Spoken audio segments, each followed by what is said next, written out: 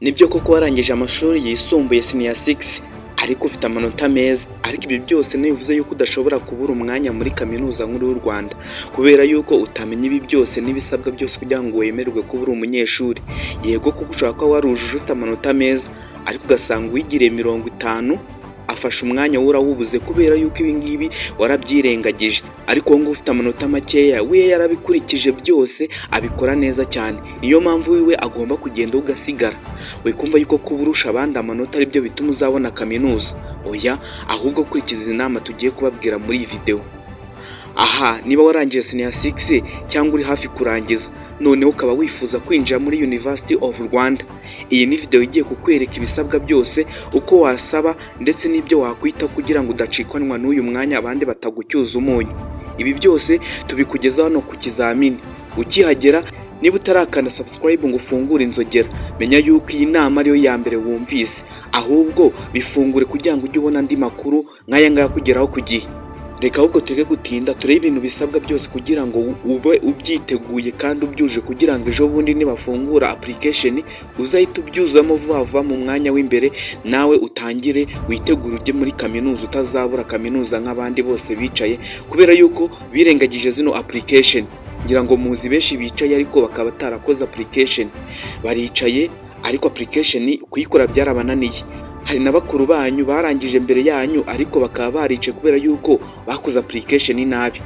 Ikintu cya mbere gisabwa ugomba kumenya, dore ibisabwa byose ngo umunyeshuri wese ushaka kumenya no kwiga muri kaminuza nkuru y'u Rwanda. Icya mbere, ese ufite impamyabumenyi? Ugomba kuba warangije amashuri yisumbuye cyangwa A level, advanced level, ukagira amanota yemewe mu masomo ajyanye n'ishami ushaka. Menya ishami ushaka, umenye n'amanota arimo rirasaba.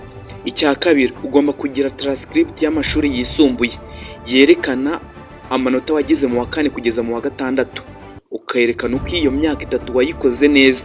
Ibi rero ugomba kubyitaho ugatangira ukabitegura hakiri kare. Hari benshi bumva yuko bilete zo mu wa 4 no mu wa 5 nta kintu zivuze, ariko menya yuko uri kwibeshya. Zitegura hakiri kare kuko nazo barazikubaza muri kaminuza nkuru y'u Rwanda. Ikindi kandi, tegura neza ifotokopi y'indangamuntu yawe cyangwa indangamuntu y'umubyeyi niba uri umunyeshuri uri munsi y'imyaka 18, ariko ibyo ntago bikunze kubaho. Hanyuma rero niba ufite fotokopi y'indangamuntu cyangwa waba utayifite, ugashaka indangamuntu y'umubyeyi wawe. Icyo nicyo kintu cya kabiri ugomba kufite. Icya kane ugomba kugira ngo twihute tureke gutwara umwanya, ugomba kugira amafoto 2 byibuze ya passport. Amafoto 2 ashyirwa kuri dosiye uba wuzuza mu gihe urimo urakora application muri kaminuza. Tegura amafoto 2 hakiri kare kuko kaminuza nejo bundi gatangira igafungura, ukahita ubyuzamo vuba. Ikindi cya gatanu ugomba zirikana yuko ugomba gusaba ibaruwa kwemera kwinjira muri iyo kaminuza, ikizwi nka motivation letter. Nubwo idasabwa ku mashuri yose, ariko isabwa byibuze ku mashami nka medicine, architecture, ICT ndetse n'ibindi by'inyongera bigiye bitandukanye. Iyi motivation letter ntabwo ikunda gusabwa n'andi mashami agiye atandukanye, ariko yitegure hakiri kare ndetse wibuke gushyiramo impamvu ushaka iryo shami cyane. Menya yuko igihe washyizemo ibyo ngibyo ugakerekana uburyo ki ushaka iryo shami cyane n'ikintu byafasha society, menya yuko ibyo bizagufasha. Ikindi kandi, niba ushaka yuko tugufasha gutegura motivation letter, uzi kwandika muri comment, tuzabikoraho iyindi video. Ikindi ugomba kumenya ukuntu usaba ndetse n'ukuntu ukora application muri kaminuza. Menya yuko ukora application muri kaminuza bikorwa online gusa.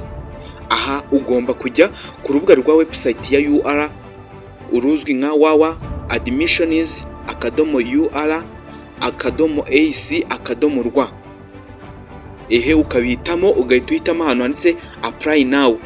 Wamara ukanda ahantu handitse apply now, uhita ubona ahantu handitse application form, aho ugomba kwiyandikisha. Hari aho basaba amafaranga hagati y'5,000 n'10,000, ugahita uhitamo ndetse ukishyura. Hanyuma warangiza ugasikana ibyangombwa byose bisabwa kugira ngo ube wemerewe gukora iyo application ndetse uyirangije.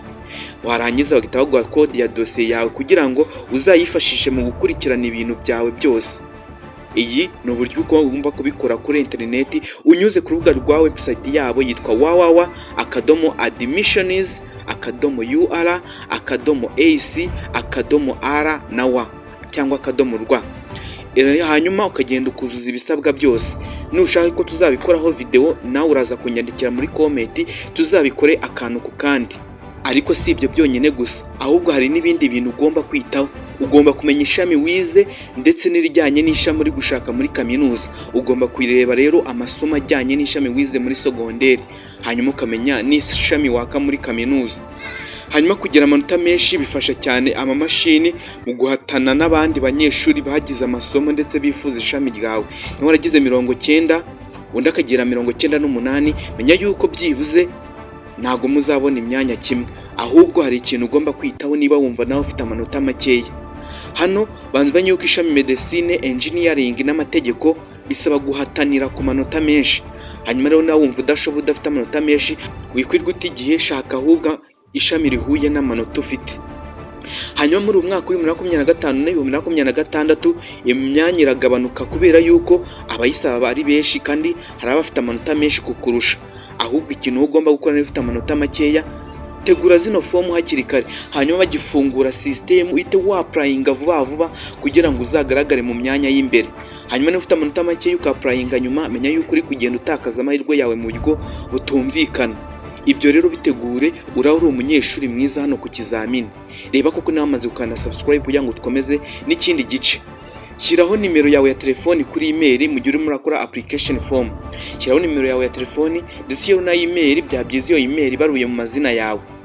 Kandi ufungure konte ku irembo @gov.rw hakiri kare kugira ngo ubone ukuntu waka inguzanyo hakiri kare yo kujya muri kaminuza. Ukuntu ugomba kubikora ni ugufungura konti ku irembo. Ufungura konti ku irembo, uca kuri website wandikamo www.irembo.gov.rw kugira ngo uzabone ukuntu ukurikirana inguzanyo yawe. Kandi ujye ukurikirana ku rubuga rw'amashami wakozemo application kugira ngo umenye igihe bafunguriye, uhite utangira utanguranwe n'abandi. Kandi wandike motivation letter neza kandi ugaragaze n'ishami ushaka kwiga n'impamvu wumva yuko bagomba kuriguha. Ibyo byose niba wabyujuje neza bigufasha gutangira neza kaminuza nkuru y'u Rwanda cyangwa university.